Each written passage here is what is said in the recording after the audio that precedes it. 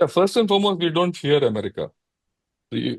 Must be clear. We don't fear what America does. One. Number two, in this entire episode, they've lost our trust. Okay? They've lost our trust. Rebuilding this trust is not going to be easy. No one in the Indian establishment is going to trust America. Even before this, we never had great trust in America.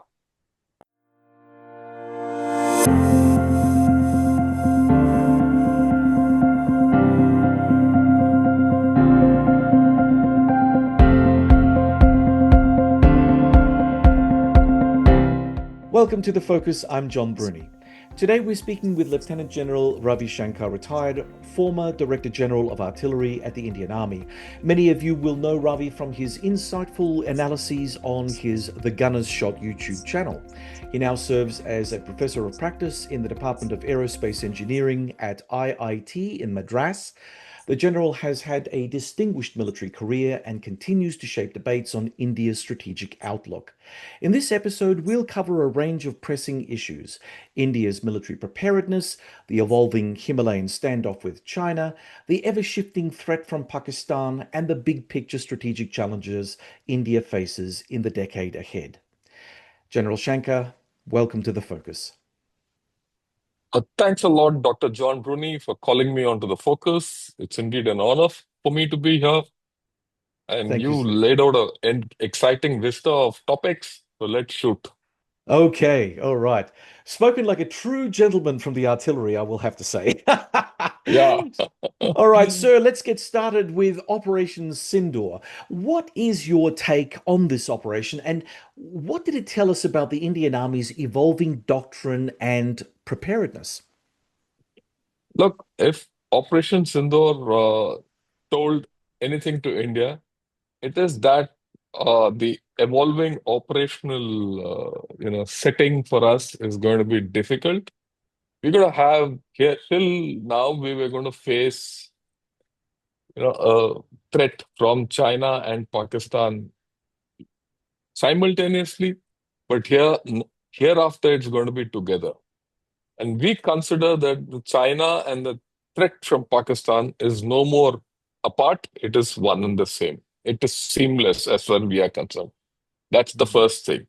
The second thing is all our thinking about how to go about carrying out our operations have been validated in Op Sindoor. Many there are many opinions about this internationally. There's a lot of information that Pakistan has won the war and given us a bloody nose and things like that. That's the farthest from the truth. To put it in a cricketing analogy, if I say, if we won the match with just 4 wickets down, it doesn't mean we've lost the match. We still won the match, they're just 4 wickets down. And in a match, you lose wickets. That's part of the game.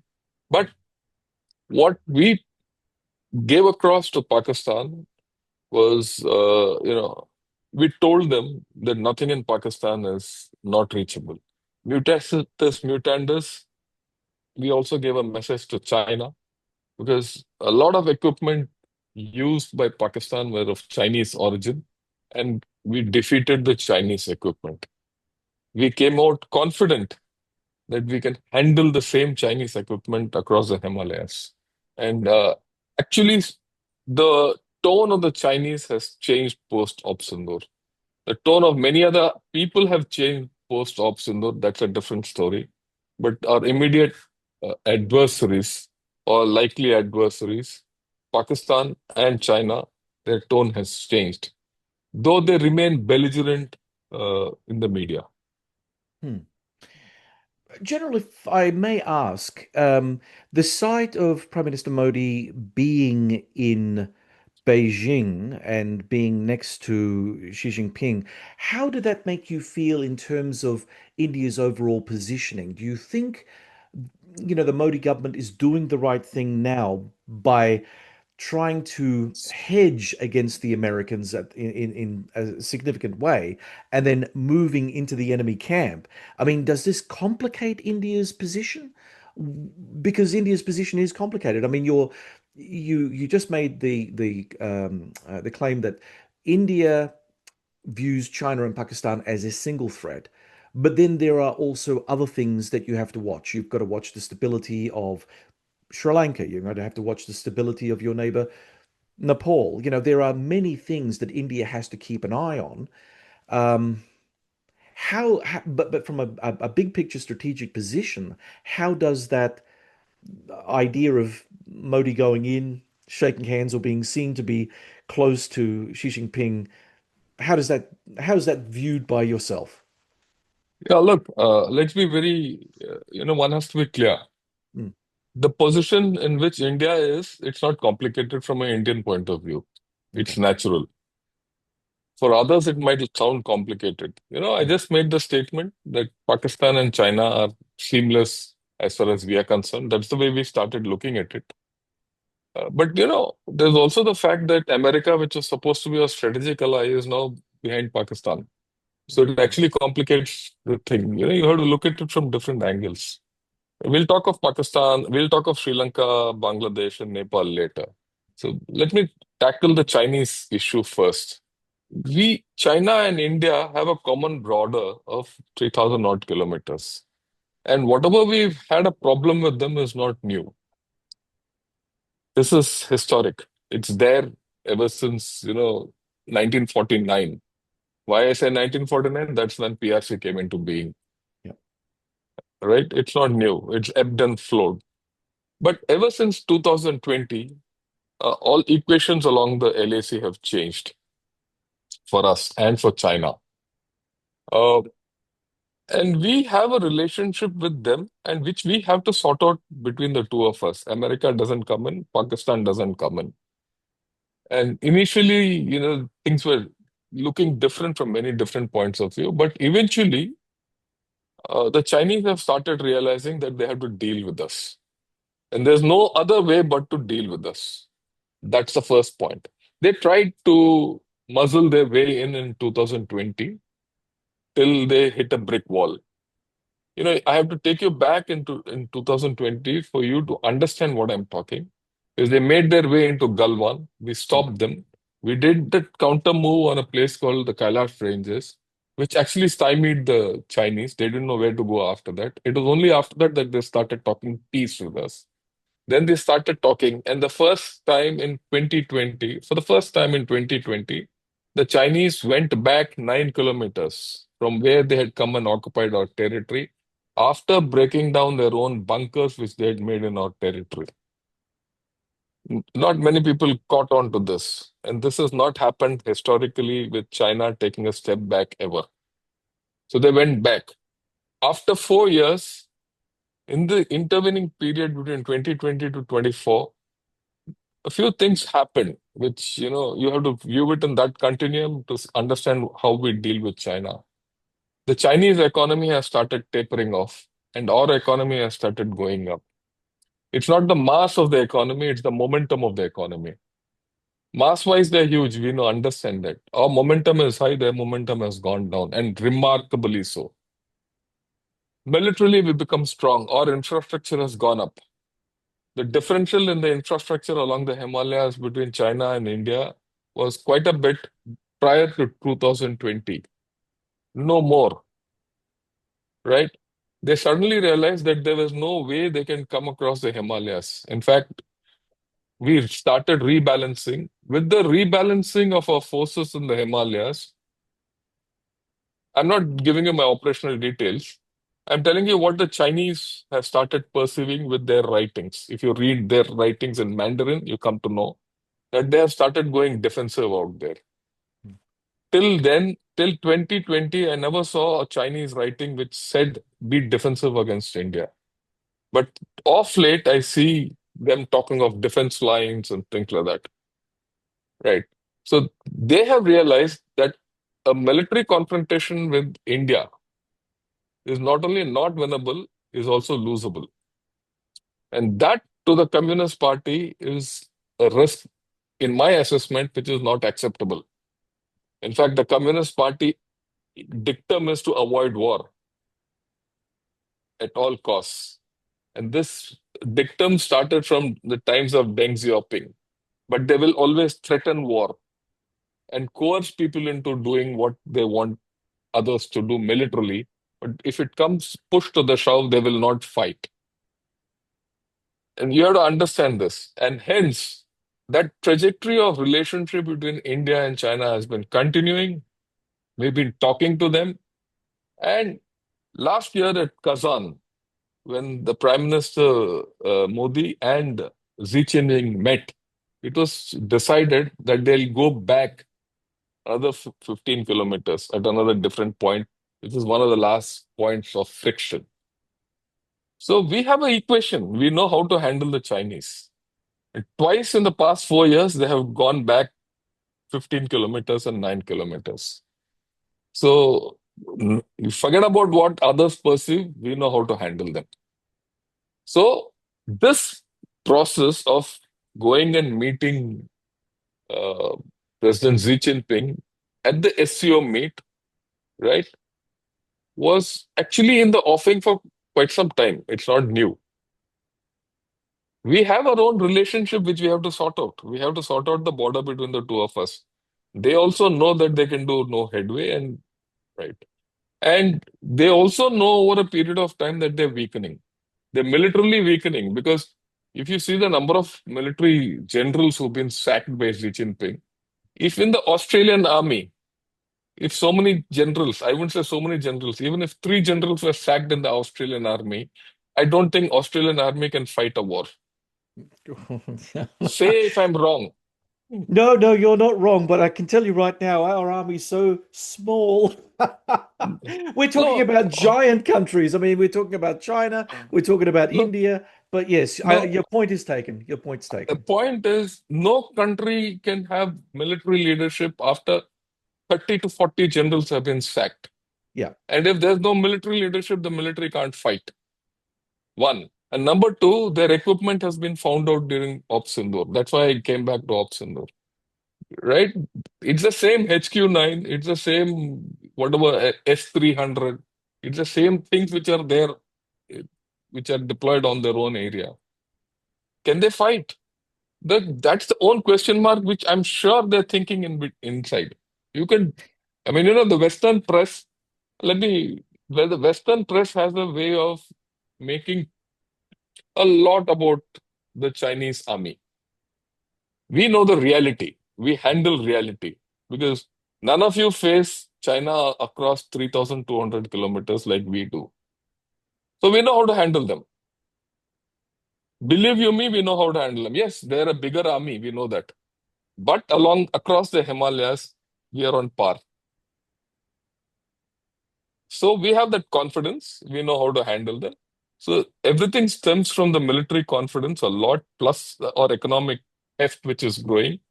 So our Prime Minister meeting Mr. Xi Jinping is an extension of that natural process between India and China, irrespective of USA or the West. That's the first thing. The Mm. second thing is, look, USA was supposed to be our strategic partner. It flipped, right? It flipped. And it started virtually, threatening us with tariffs. It's not threatened, it's put 50% tariffs and Mhm. all that, just on the verge of a trade deal for many other reasons, including, India not endorsing a Nobel Prize for Mr. Trump and other things. So if they don't respect us, we don't respect them. As simple as that. Give respect, take respect. India is not a small country, and India has options. We know how to deal with China, so we'll deal with them. We know how to deal with USA, we'll deal with them. So that's how it is. I think in this whole story, what has happened is we've got the confidence of being the fourth power in the world. People don't talk of it today. It's a matter of time. That's what has actually happened.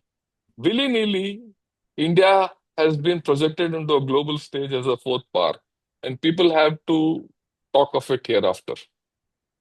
And it is acting in its own interest and not in the interest of anyone else. It is not interested in being in any camp.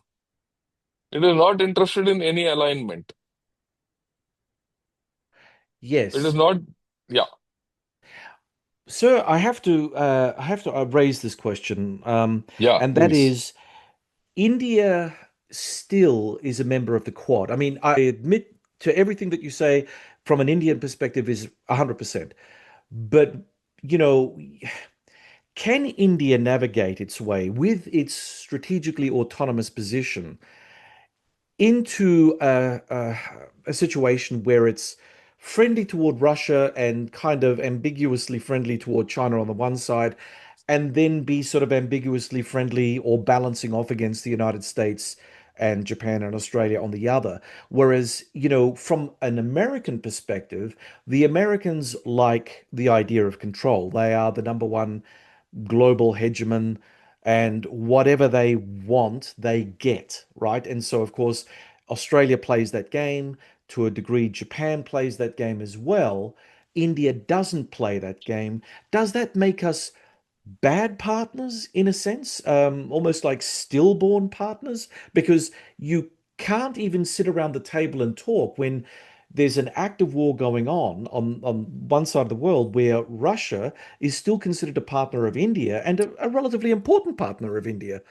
From a Western perspective or an American perspective, that would always sit at odds. And now with the Trump administration, my goodness, we're seeing some very fundamental changes in the international environment. So how does one address that? I mean, if you were a policymaker in New Delhi right now, what would your priority areas be in trying to make sure that India maintains itself? Look, at the outset, India and USA had a great strategic partnership.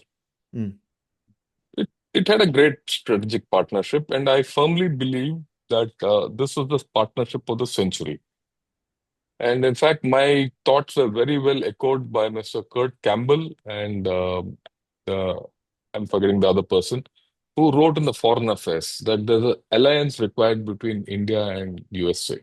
mm. And these were my thoughts. And yeah, Jake Sullivan, who was the previous NSA. Yeah. It was a uh, these were my thoughts probably 3 months, 4 months back. That would have been the ideal thing. But the way the Trump administration has behaved towards India, right?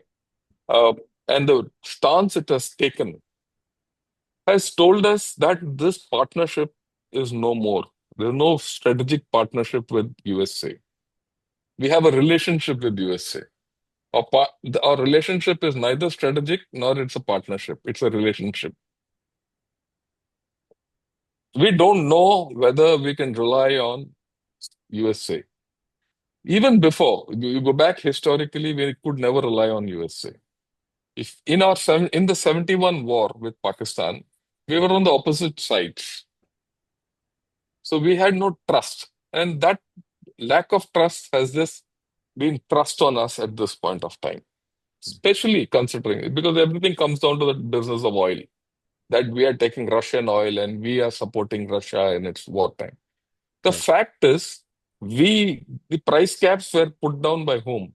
By the West and USA. And who encouraged us to buy oil from Russia? The Biden administration.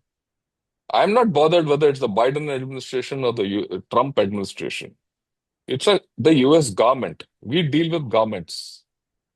And that government, the US government said, yeah, please buy so that you can take oil and you give oil, refine and give it to others. At that price cap, we're buying it below the price cap. And that oil, which surplus oil, which is given out, is given to whom? To USA, Europe, and Ukraine. These are the people who buy it from us, largely. And suddenly here comes Mr. Trump and says, stop taking oil from Russia.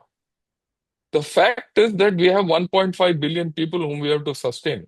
And we are 80% dependent, 80% dependent on outside energy. Where do we go overnight? Right? We buy from the market.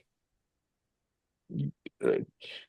1.5 billion people won't go by Trump's dictates. Will go by our dictates. That's the dictate of the people.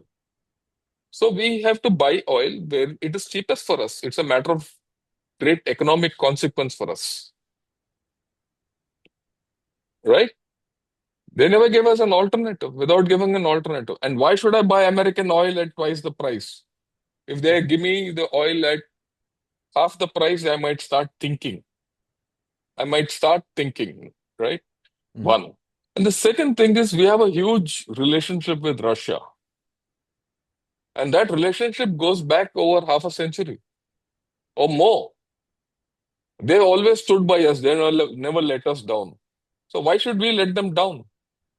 It's pro quid quo. Here we have a partnership which has let us down completely, not bothered. And they start talking ill of us, demeaning us in their tweets and social media and all that. We have not spoken so far against them. And overnight, you go and say that Pakistan is your best friend. You get that dictator to go and have lunch with you. And he's not even a head of state. He's just the chief of army staff. He's taken to the White House and given a lunch, and overnight you start having Pakistan as your best friend. So how do you think India should react? We have no we have no doubt in my mind as to how we have to react. If Trump and USA are free agents, so is India. Mm. We are not dependent on USA for anything. There We can is be there, independent. there is another very practical element to all of this, Yeah. and that is the Russia-Ukraine war itself. Now, with the Ukrainians having their own long-range strike capability and looking at the way the Ukrainians are actually fighting the war, they are actually hitting the Russian oil and gas facilities, which must be then having some form of effect, not just within domestic Russia, but also on domestic Russia's capacity to export to countries like India. So how does how does this turn in the war affect India in spite of what Trump does? So there are two things you're watching here. Firstly, Trump and his threat of secondary sanctions on countries like India that deal in Russian oil. But you're also looking at a new situation on the ground. Well, not so new, it's been happening for quite some time, but the Ukrainians countering the Russians by hitting the Russians where it hurts in their oil refinery capabilities. Well, as far as secondary sanctions are there, they're already there. So there's nothing left. The Mm, threat is gone. You see, a threat is good if it is implied. If it is applied, there's no more threat. So the threat from USA, whatever secondary sanctions are out. mm. Well, let's not. Uh, right. As far as Ukraine, Russia goes, like they let them sort it out between the two of them. Okay, and if Ukraine hits Russian refineries, and if we have to get oil from somewhere, we'll source it. It's an open market. We'll buy. It's not a US controlled market, isn't it? We can buy from Venezuela, we can buy from Saudis, we can buy from Nigeria. This Yeah, is not the no. only look. This is not a US. This is not the world is not controlled by USA, Donald Trump would right? actually disagree with you, but yes, I That's I okay. understand. Okay. He's not the emperor of the world either. I couldn't care a damn about him. Have you seen I'm what being he's very done to the very White clear. House? I He can do what he wants to USA, and the people of USA have selected him. All the best to him. But he doesn't have a say in India. I don't vote for him. He doesn't control me. I vote for Mr. Modi, and Mr. Modi is answerable to me as a voter. We are a free democracy, right? Mm. And Mr. Modi has to stand by the people who have voted him into power. And they have voted him into power to not to rule over them, but to serve them. In our democracy, that's the way things go, right? He has to cater for the basic needs of every Indian. And he's doing that.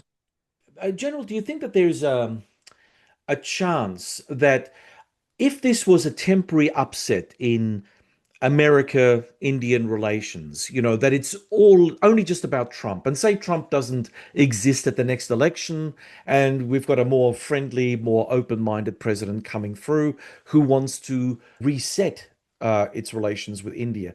Do you think that India would be happy with that, or would India come to the negotiating table fearing that America is, it showed that it was very flippant with the way that it viewed India and treated India at one stage?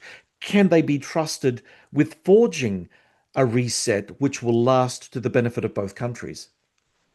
Yeah, first and foremost, we don't fear America. Must be clear. We don't fear what America does. One. Number two, in this entire episode, they've lost our trust.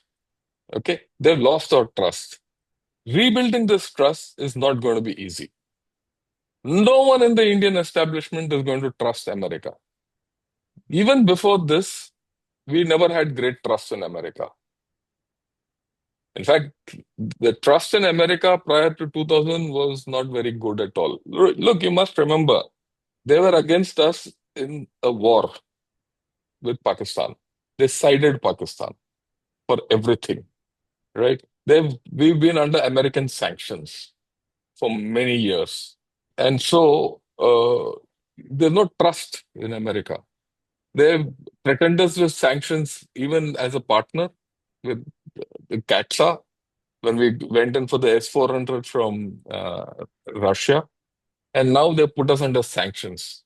If this is the kind of partnership, there's no trust left. One day you're a partner, and next day you're under sanctions. So how do you think we're going to trust? And is there consistency in US policy? One day you go ahead, buy oil from Russia, and the next day you say, no, you are under 50% sanctions because you stop buying without taking into consideration the effect on so many people. And at the end of the day, it's a matter of our people. So if that consideration is not there in USA, it's gone. Right? And as we speak, I keep seeing, uh, rants from the minions of Mr. Trump in the social media against India and Indians. Every minute, even as we speak, America is eroding whatever trust is left or not left between India and USA. Where does that leave the Quad then? Look, the Quad is on the rocks. I'll be very honest. Right, I right. mean, I'm not giving you my official position, I'm giving my own position. Hmm. Quad is on the rocks. Notwithstanding the fact that our troops are at this point of time in Alaska training with USA. Hmm. The naval exercises are going to go on. We are keeping up our end of the bargain. We'll go ahead with it for some more time because we feel we were committed completely with the Quad. We were completely committed to the Quad, right? And we'll go ahead, we'll see how America behaves, and then we'll take a call. Of course, the indications are that there's some kind of a reset in the horizon, some ice breaking between President Trump and Prime Minister Modi happening as we speak, and that's why the exercises between India and USA have gone ahead, right? And there is hope that the Quad will, uh, revive itself. But if you ask what do you do with the Quad? I think Japan and Australia have to come in. If the Quad has to go on, and the two biggest entities in the Quad, right, military entities in the Quad, are having issues, it's in Japan's interest and Australia's interest to get the Quad going and keep the Quad going. And you have to step in and talk and talk some sense into America how to behave.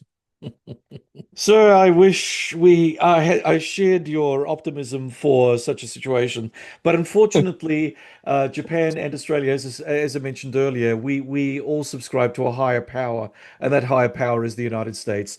So the likelihood of us being able to, I mean, it's not that Australia in particular wouldn't be able to try to use a back channel to the Trump administration to try to smooth things over.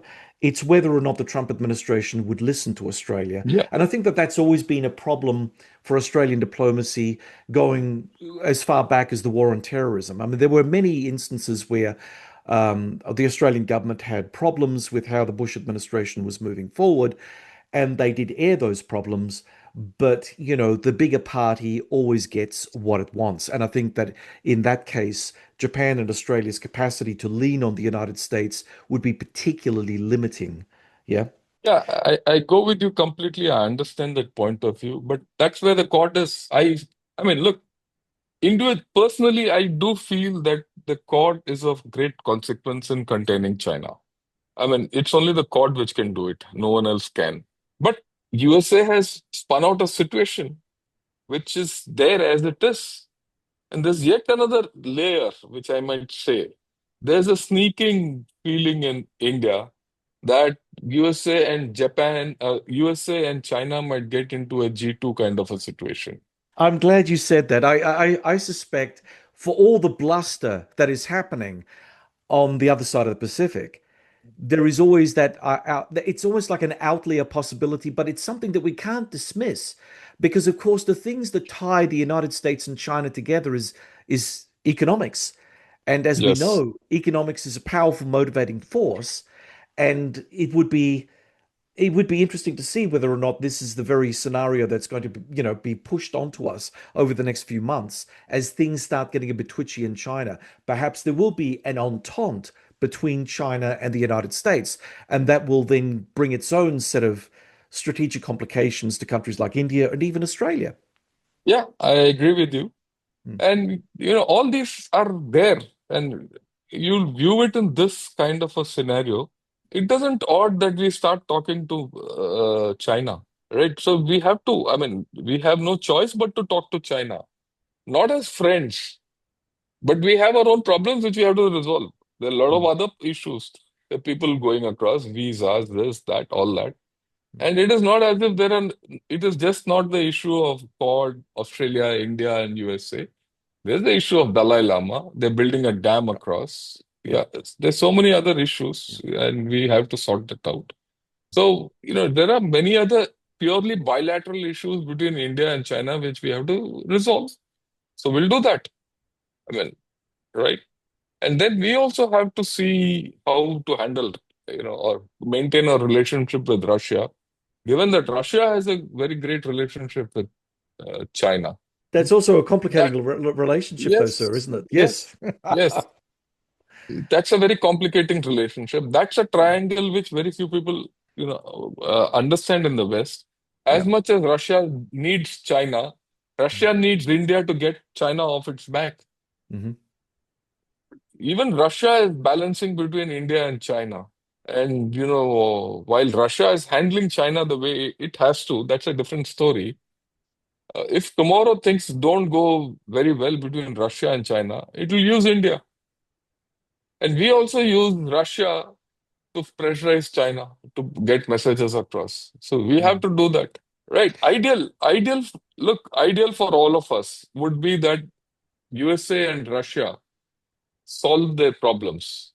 And then, we can have a good relationship with Russia, we can have a good relationship with USA, and we do what we have to do with China. But unfortunately, that has been virtually destroyed because, I mean, the way I read the Ukraine war and the Russia-Ukraine war, you go into it, a lot of as much as people say that it is Russia who's invaded Ukraine, that invasion was virtually an invitation to come and invade from the West. You go back to the 90s, the Minsk one, Minsk two, and eastward expansion of NATO. You go to that history. There's an alternate reality which the West doesn't portray, and where the people in the West have not spoken to Russia. If have people in the West spoken to Russia to finish the war in a you know with an open mind, or not start a war with open mind, you have to go back.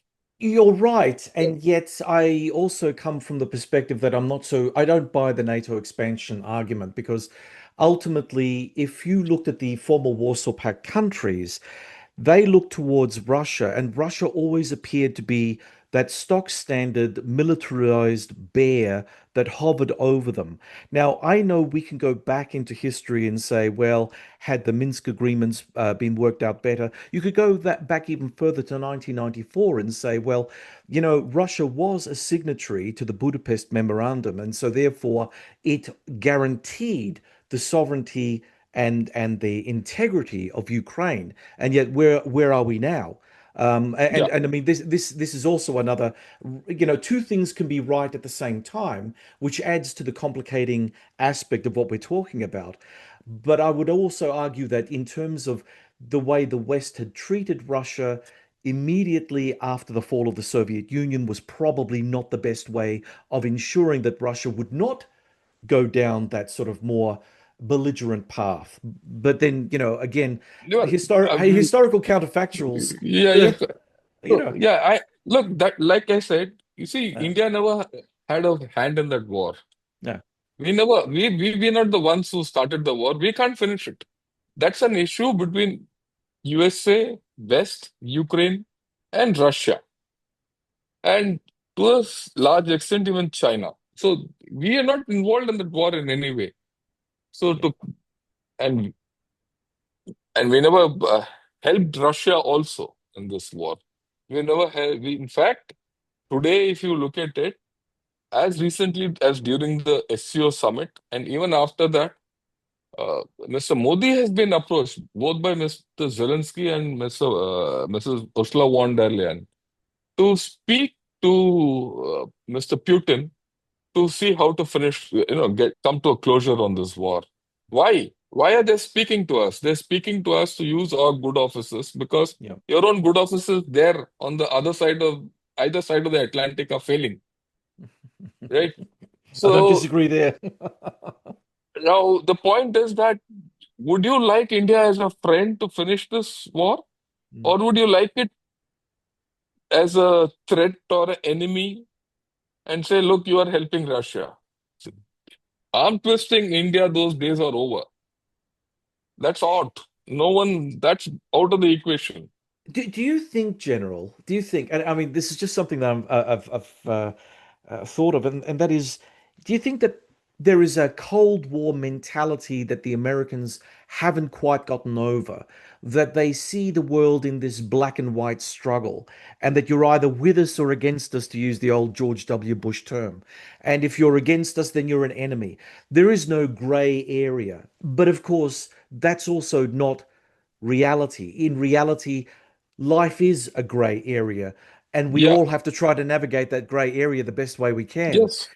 right? And so I think that there is a simplistic notion in the White House now that somehow we can strong arm countries like India, as big as they are, as important as they are, that they eventually will crumble to our weight because we've got the power and you don't. I mean, it's a simplistic, almost childlike idea. But again, how far have we grown from the collapse of the Cold War? I don't think very far at all, actually. Yeah, I go with you completely that Cold War thinking has not gone out of the equation. Yeah, yeah, And yeah, I think, without getting into that part of the story, the fact is America has to look within itself of its dealings with India. And by now, it couldn't strong arm India when it was poor and weak 50 years back. It couldn't strong arm even India when as it was growing. It couldn't do anything when we, went through our nuclear tests and all that. It couldn't do. And what can it do now? Very little. And I want to put a piece of history into perspective. You look at the top five economies of this world today, right? USA, Germany, Japan, India, and of course China, right? These are the five top economies of this world, the largest economies. Leave USA out of the equation. You look at Japan, look at Germany and China. All three are economies which have grown to this level through the aid given by USA. They were aided economies, right?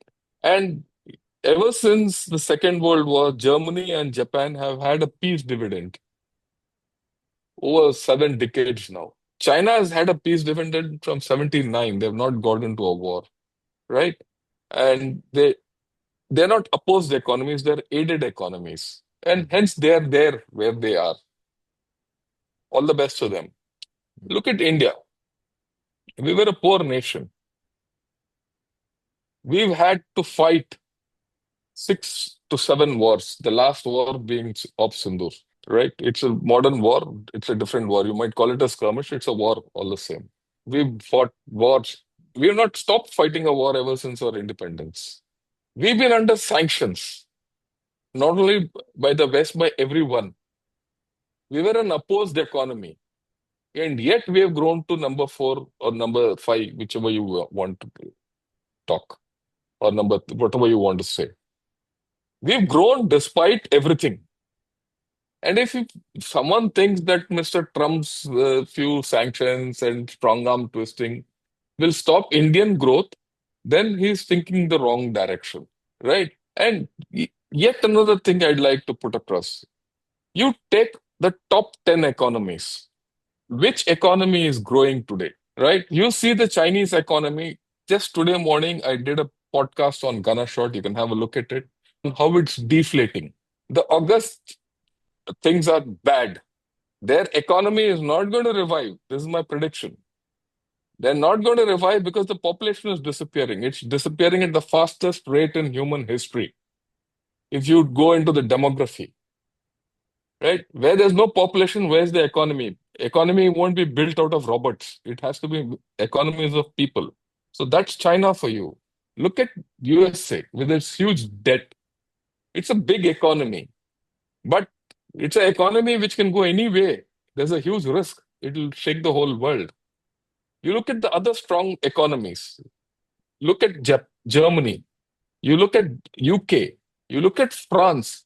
You see the economic mess these three big economies of Europe are in. You look at the problems with the Japanese economy is facing today. I've given you the big economies of this world.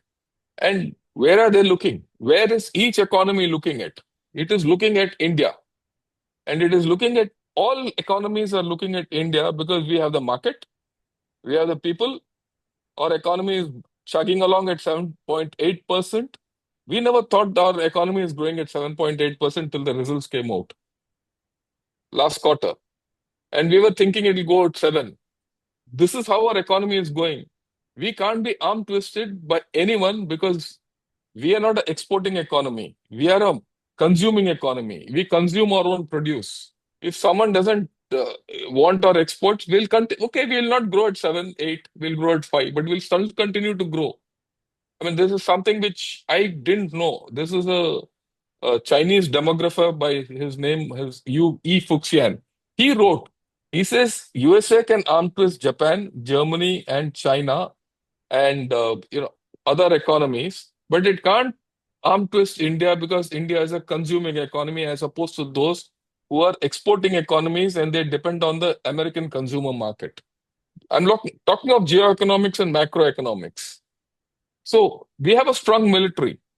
It might not be the biggest military, it might not be the most modern military, but it has not lost a war so far. Except 1962, where we lost a war with China, we have given them a licking every other time, which probably many people don't understand. 67, at a place called Natula, we gave them a bloody nose.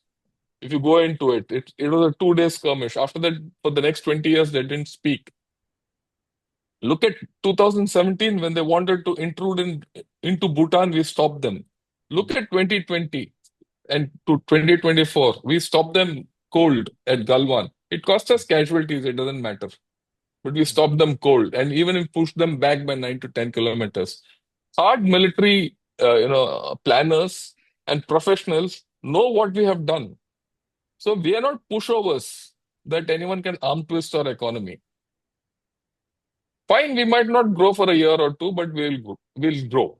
Okay, now this is one way of looking at it. The second way of looking at it is, why is it that the EU is pressing us for a EFTA by December 20, December this year.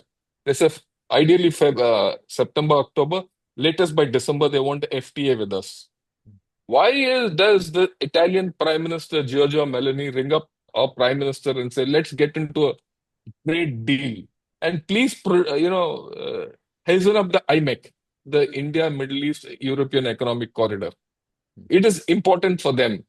Why does the why does the president of Philippines come and start a strategic partnership with India?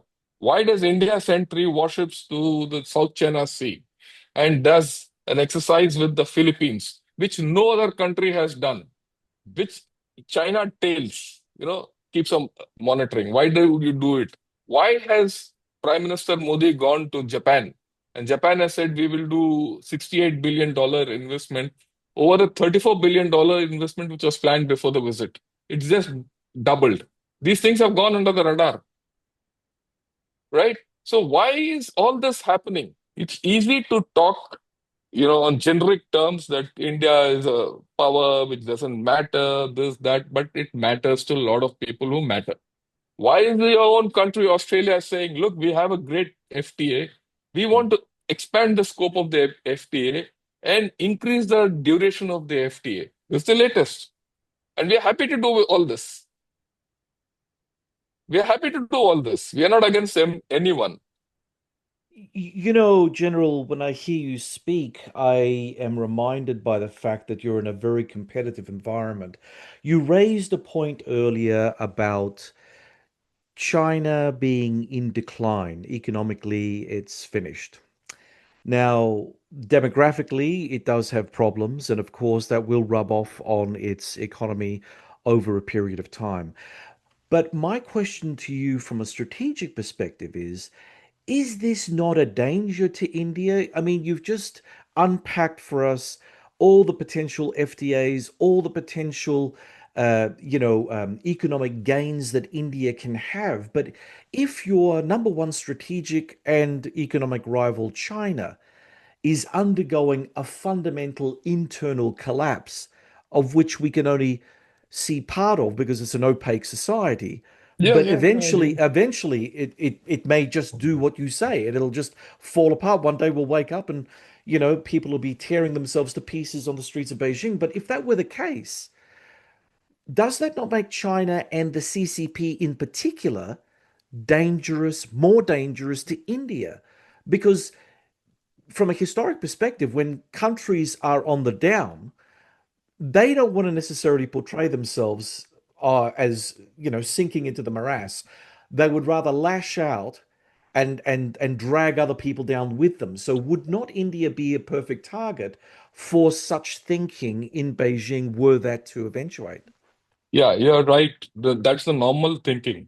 But you have to understand what Beijing thinks. Is that the rational way of looking at life in Beijing? Is that the way Is that the way the Communist Party of China thinks? Please understand, the Communist Party of China doesn't want to give up power. War is a risk. If they go to war and they lose, they're permanently out of power.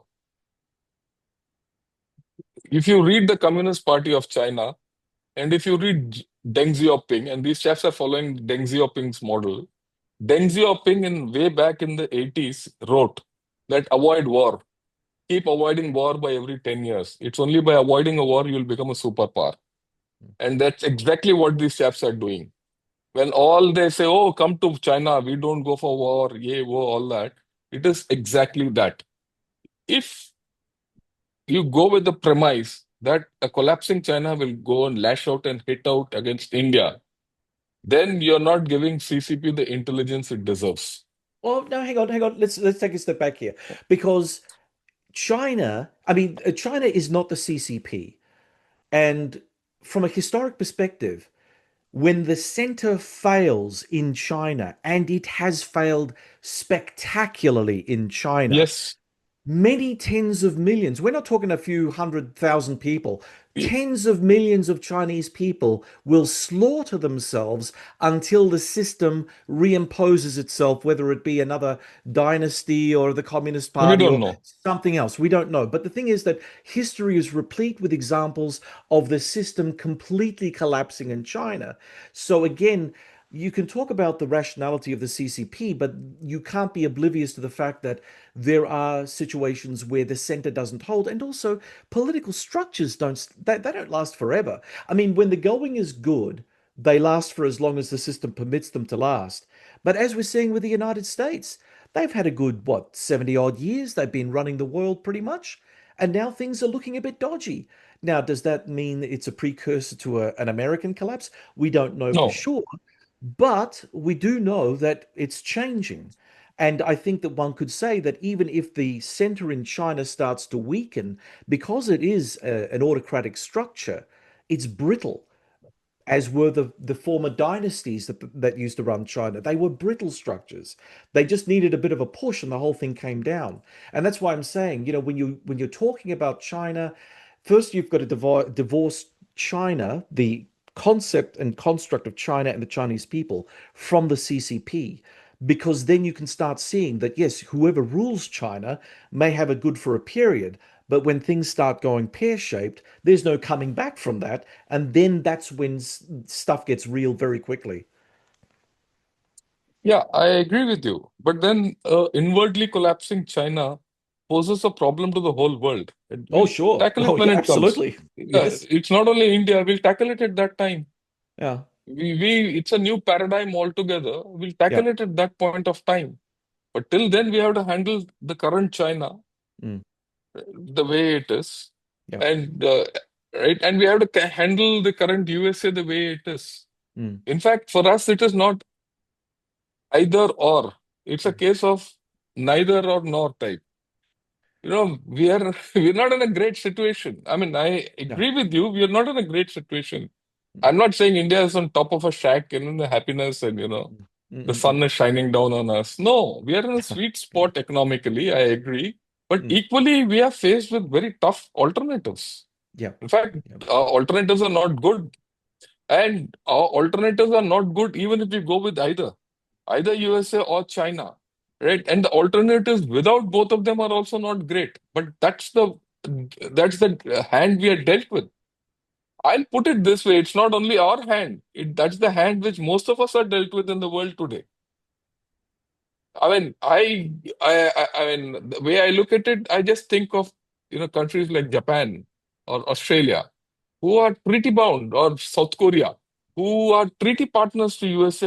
How would you feel? You have left, given your security into his hands. You don't know whether he's going to come. He's going to be there that day when the day comes, Well, right? we in Australia are actually surprisingly having discussions about what if, whereas as little as 5 years ago, talking about whether ANZUS would last a duration was like heresy. You would not see any public figure saying the Americans wouldn't charge over the Pacific to save Australia under any circumstance. Now you're starting to see, people who were in the senior former policy making space come out in public and say, well, I think we may have a problem here. and Yeah. and that is certainly a problem, and I think that you've illustrated that extremely well.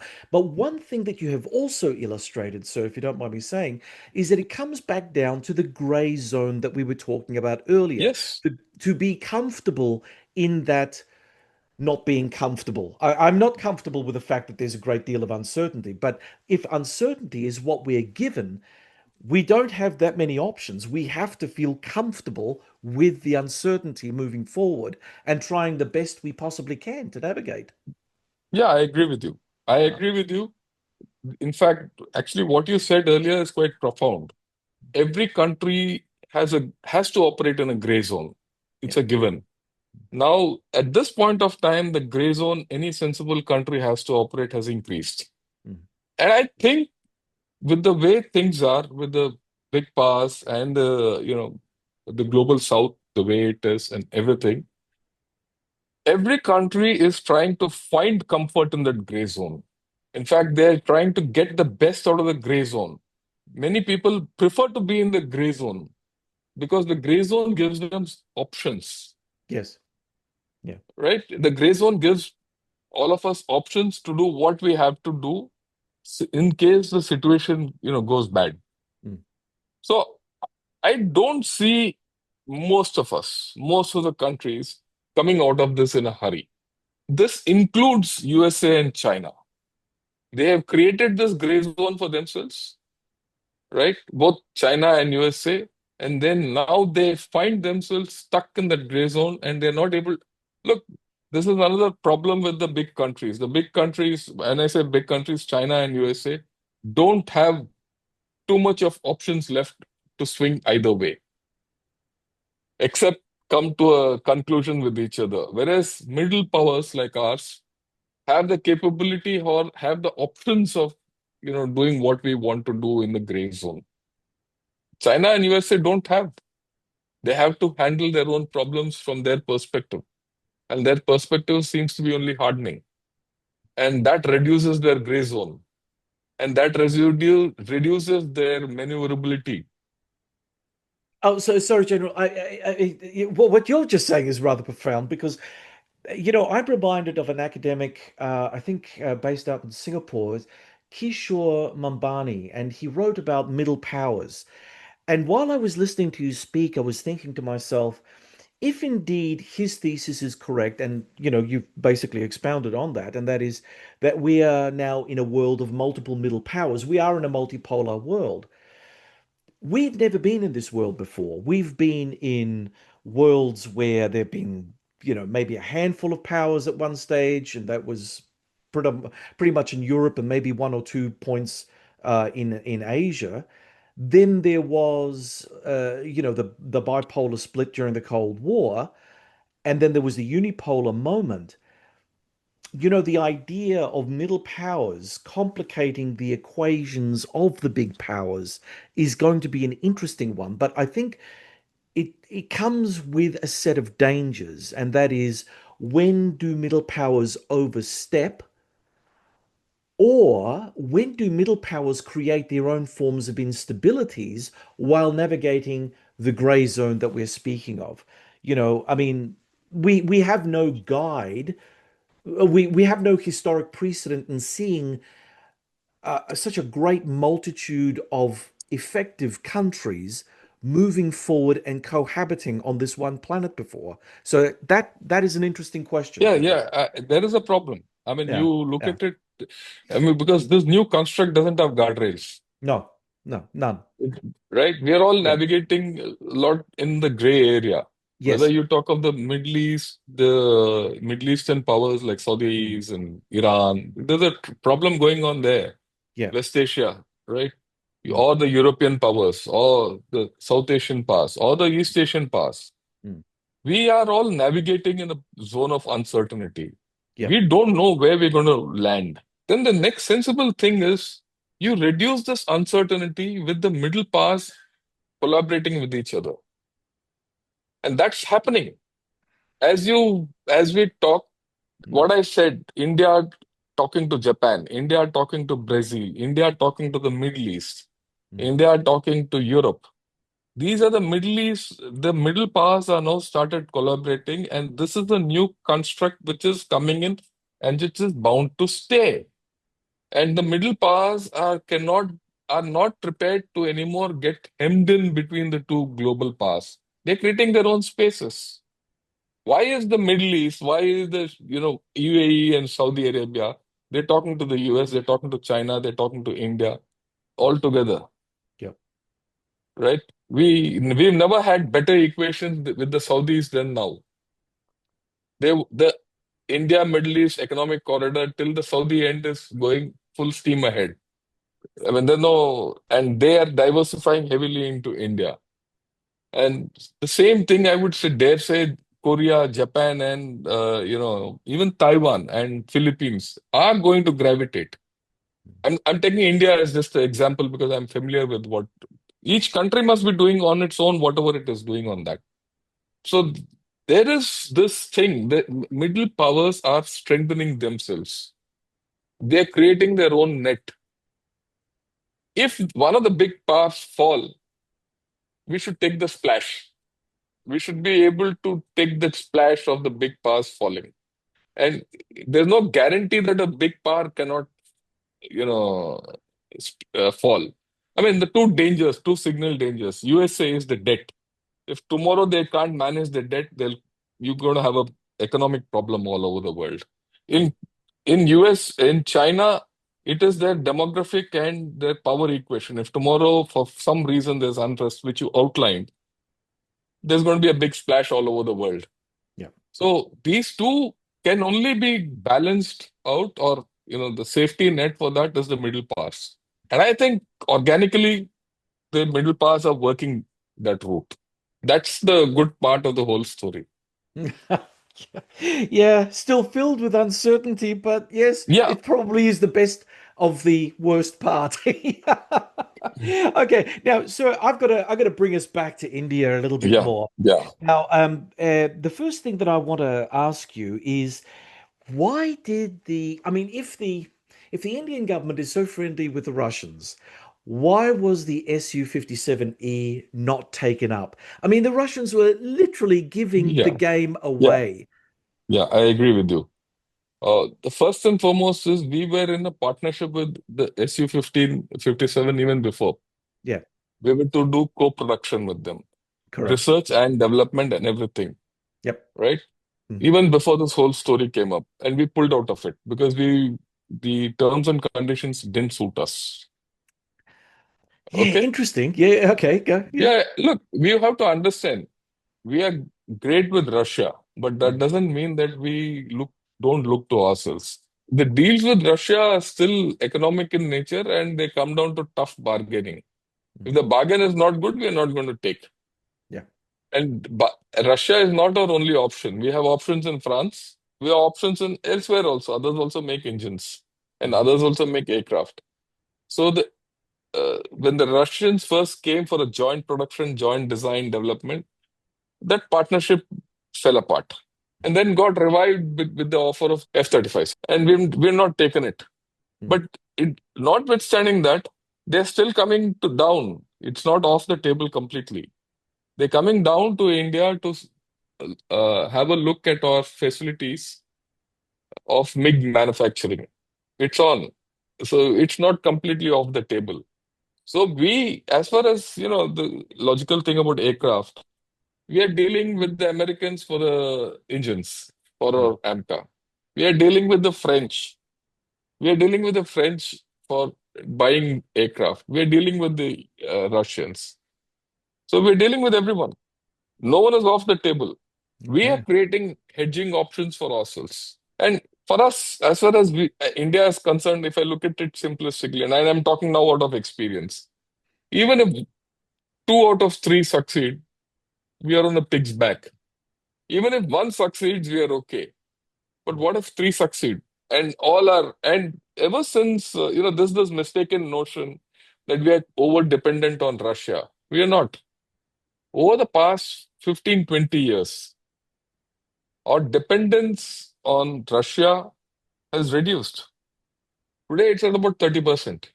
And ever since the Ukraine war has started, we have reduced our dependence even further because the space and all used to come from Russia. Yeah, yeah. Russia couldn't give it. Now we are on our own for the space. So we're making their own space, Mm. right? So that's over.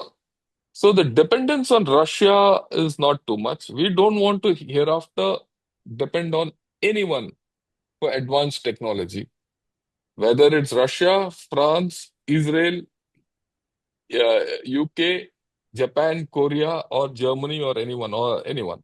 So we have a balanced way.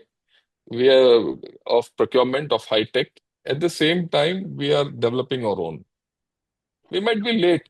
For that I'll not comment on why we are late. That's where we are. That's a situation. So we're going to do that. From an Australian perspective, can you just walk us through how India manages different types of equipment? I mean, you Yeah, use the international marketplace to get what you need yeah, to yeah, yeah, get, yeah, but again, from our perspective, we look at interoperability of equipment. yeah, within service, especially in a joint service environment. How does that all work for India? Because you've got multiple supply chains coming in from Yes. various places. So Yeah. surely that complicates your defensive preparations, yeah? It doesn't. No? No, it doesn't. Mm, That's something which people don't understand. mm, We insist on every equipment which is given to us to be operable with our standards. And we have a common standard on which we are functioning. And if we can plug and play into that common standard, every equipment talks to each other. There's no problem at all. It is how we procure things. And certain things, we insist, I mean, I won't say insist, we don't insist on a particular supplier to give up on his autonomy, source codes, and all that. But we do insist on that particular stream of procurement to be compatible with our system. mm. And our system, so if I get a Russian aircraft tomorrow and a French aircraft tomorrow and an American aircraft tomorrow, all three will be compatible to the Indian system. So they're interoperable as far as we are concerned. So that's not a problem at all. Look, I'm from the artillery. I Mm. indigenized artillery. I've worked with, the Swedish guns. I've worked with Russian guns. I've worked with Israeli artillery. And now we've extensively indigenized our own systems. We've also worked with the American artillery. Uh, so I know what I'm talking of. So we make them work to our specifications. Our specifications plug into our system. As simple as that. All right. Now, General, I hate to say this, but we're running out of time. I would be able to speak to you for the next 3 hours. And I'm hoping that we'll be able to invite you back on the show because I mean Yeah, this has been a sure, I'll come. fascinating conversation. Now, listen, one final question for you before we wrap up, and that is, what lessons should India draw from recent conflicts globally? Like Ukraine, Gaza, the Red Sea, when preparing for its own regional challenges, and which of these conflicts offers the most relevant lessons for India's planners? Look, I think all conflicts have given us huge lessons, whether it's the Russia-Ukraine conflict, Israel-Iran conflict, Israel-Gaza conflict, our own experience in Op Sindoor, our own experience with the Chinese, right? Those also conflicts. They might not be shooting matches, but they taught us. I think every conflict has taught us. One of the things which I think the biggest lesson we've learned, at least I've learned personally, and I write about it and talk of it, the nature of war is changing drastically, right? It's changing drastically. And all of us have to be tuned to this. You examine each conflict, the nature of war in each of these conflicts is different. One. The second thing is conflicts are entering the gray zone much more than earlier, right? The conflicts are in gray zone, and gray zone conflicts are long lasting. So you have to be prepared to be in the gray zone, fight in every country, fight through a long period where you would be operating for a long time in the gray zone, but you would have to be coming out into the black or the white zones periodically. The next thing is be prepared for the battle between unequals, where everyone talks of high-tech war, XYZ, and space, and cyber, and AI. Equally, there are actors, and whether they're state actors, non-state actors, MNCs, who are fighting a very humanized battle at one level. And that hybrid scenario demands hybrid responses. So war is no more unitary in black and white, conventional, non-conventional. It is hybrid. And countries have to be prepared to fight the hybrid war. And this hybrid war, countries have to be prepared to fight for a long time on the borders, beyond borders, and within borders. And we've experienced it at all three levels. So I think we have to change the way we have to think. All militaries have to think, and it demands something more. I mean, just to give you, take the case of Taliban. Taliban, completely non-technical force, poorly equipped, hardly equipped, could defeat USA, which is was the most advanced force. How do you explain that? So, how do you explain what Ukraine and Russia are doing to each other? Right? High tech, low on manpower, both. Right? So you have to be prepared to for both these things, and that's the way to go forward. And or for that matter, India, China, we've had 4 skirmishes without firing a bullet. That's a different form of warfare. So things are changing, and the only thing which is constant in all this is change. Yes, that's true. That is very true. So, on that note, I thank you very much for sharing your insights on the focus. It was a fantastic conversation. Thank you. Thanks a lot. I enjoyed talking to you, John, and Thank you. looking forward to our next session next time. Absolutely, guaranteed. Today's conversation reminds us that India's security challenges are layered and complex. From Operation Sindoor to the hard realities of Galwan, from the long shadow cast by China across the Himalayas to the persistent evolving threat from Pakistan, what emerges is a picture of a nation that cannot afford complacency. India stands at a crossroads. It must prepare for the unexpected while shaping a future where deterrence and preparedness go hand in hand. And yet, as history shows us, strategy is never static. The question isn't just whether India can rise to these challenges, it's whether it can shape the terms of engagement in a region where the balance of power is always in motion. From Madras, India, that was Lieutenant General Ravi Shankar, retired former Indian Army Director General of Artillery and host of the Gunner's Shot YouTube channel. Thank you for joining me, John Bruni, for today's episode with Ravi Shankar. Check out the links in our show notes to learn more about General Shankar and connect with him on social media. Now, on to questions for the audience.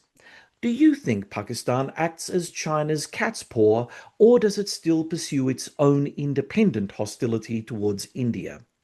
Is India better prepared for conflict in the Himalayas today than it was during the Galwan clash of 2020?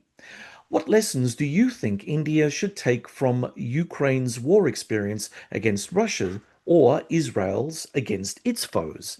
Let us know in the comment section below. If you enjoyed this podcast, please subscribe to our YouTube channel. It's a free way to support us. You can also subscribe to the podcast on the Auscast Network, iTunes, and Spotify, where we'd appreciate your 5-star reviews. Do you have comments or questions about the podcast? Post them in the comment section on YouTube and I'll do my best to respond to as many as I can. My thanks as ever to the producer of The Focus, Neil Smart. Please stay connected with us on social media. Follow me on X at Bruni Doctor and follow The Focus on X at TheFocus_Sage. And on Blue Sky on The Focus pod adl.bsky.social. From Adelaide, South Australia, you've been listening to The Focus.